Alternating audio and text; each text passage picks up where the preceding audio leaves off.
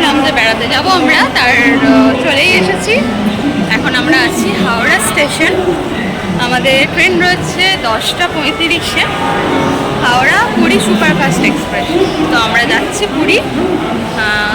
অনেকজন মিলে যাওয়া হচ্ছে, প্রায় 15-16 জনের মতো। তো বেশ মজা হবে। তো তার জন্য পুরো ব্লগটা তোমাদের দেখতে হবে। তো চলো দেখতে থাকো। আমরা যেহেতু জয়নগর থেকে গিয়েছিলাম পুরী, তো তার জন্য বেশ অনেকটা টাইম হাতে নিয়ে আমাদের বেরোতে হয়েছিল।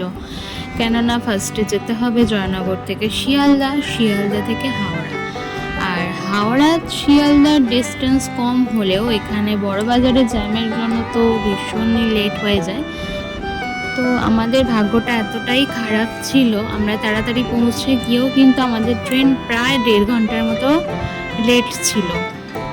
তো যেটা 10:35-এ ছাড়ার কথা, সেটা ছেড়েছিল প্রায় 11:30, 11:45 নাগাদ। তো এতটা ওয়েট করার পর প্রায় 1 এনার্জি ঘন্টা 1.5 ঘন্টা লেট ট্রেন, এখনো পর্যন্ত ছাড়েনি। অবস্থা একদম শোচনীয়। ট্রেন লেটে ছাড়লেও রাত্রিরে কিন্তু অনেকটাই মেকআপ করে দিয়েছিল। সকালবেলায় চা দিয়ে ব্লগটা শুরু করছি। এখন আমাদের ট্রেন ছাড়লো ভুবনেশ্বর স্টেশন। পুরী পৌঁছাতে এখনও 2 ঘন্টা মতো বাকি আছে অ্যাপ্রক্সিমেট। ট্রেন ছেড়েইছে ঘন্টা 2 লেটে, পৌঁছাবেও যথারীতি 2 ঘন্টা মতো লেটে। চলো আজকের দিনটা কীভাবে কাটাই, কোথায় যাই, কী করি, সব কিছু তোমাদেরকে দেখাবো।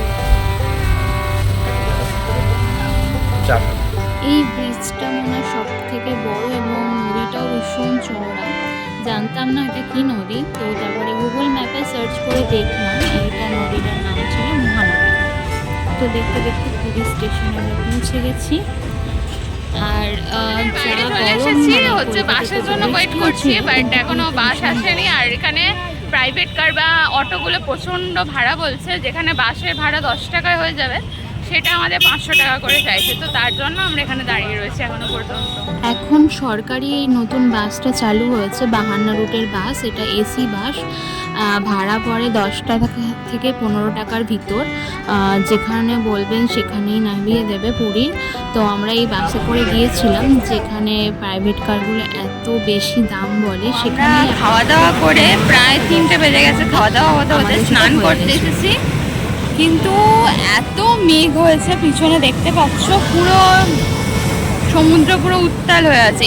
বৃষ্টি প্রায় এসেই গেছে, তো সেই জন্য আর নামিনি। জাস্ট একটুখানি পা ডুবিয়ে বসে রয়েছি। পাড়েতে এক্ষুনি হোটেলে চলে যেতে হবে। আর সমুদ্রের ঢেউ ভীষণ উত্তাল হয়ে আছে।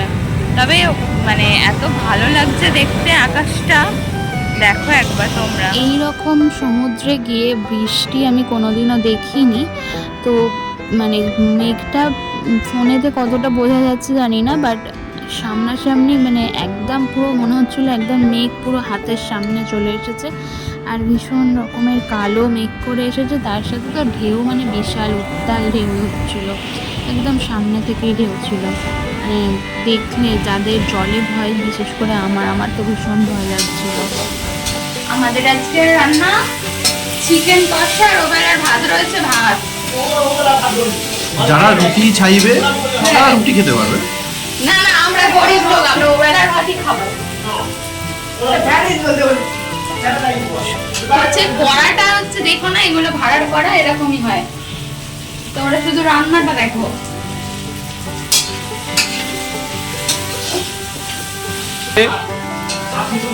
আর এদিকে আমাদের একটা লুডো কম্পিটিশন চলছে।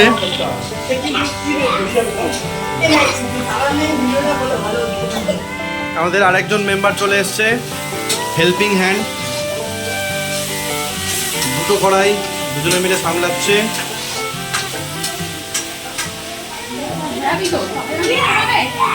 চম্পাকে তোমরা যারা আজকে দেখছো, আমাদের এই বন্ধু কিরণের ওয়াইফ মিসেস চম্পা। তাহলে তুমি এখন কি করছো একটু বলে দাও।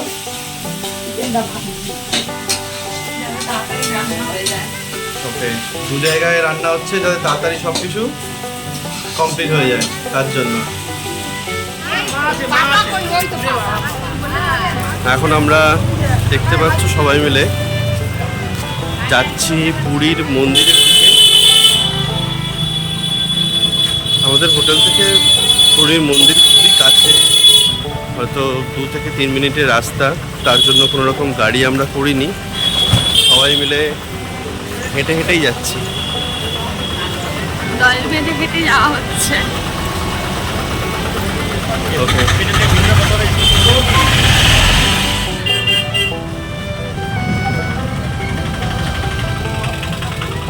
প্রচণ্ড রোদ্দুর ছিল, তো যাই হোক আস্তে আস্তে হাঁটতে হাঁটতে চলে এসেছি প্রায় মন্দিরে।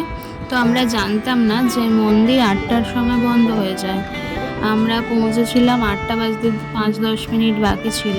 তো যদি আর একটু আগে আসতাম হয়তো পুজোটা দিতে এতটা ভিড় হতো এখন না।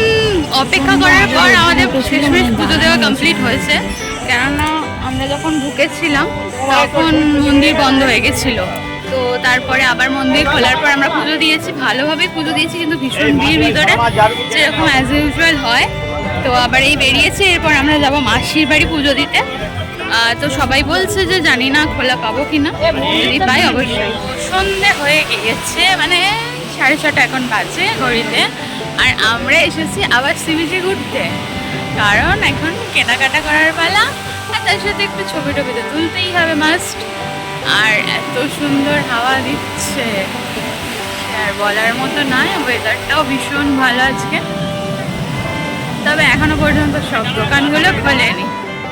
অনেকবারই পুরী যাওয়া হয়েছে, তো তাই আর কি কিনবো, সবই তো এখানেই পাওয়া যায়। তবু কিছু কিছু সিগনিফিক্যান্ট জিনিস থাকে যেটা পুরীতেই পাওয়া যায়, সেটা কিনেছিলাম। যেরকম এই থালা বাসন কিনেছিলাম, আর সেইভাবে কিছু কেনাকাটা হয়নি।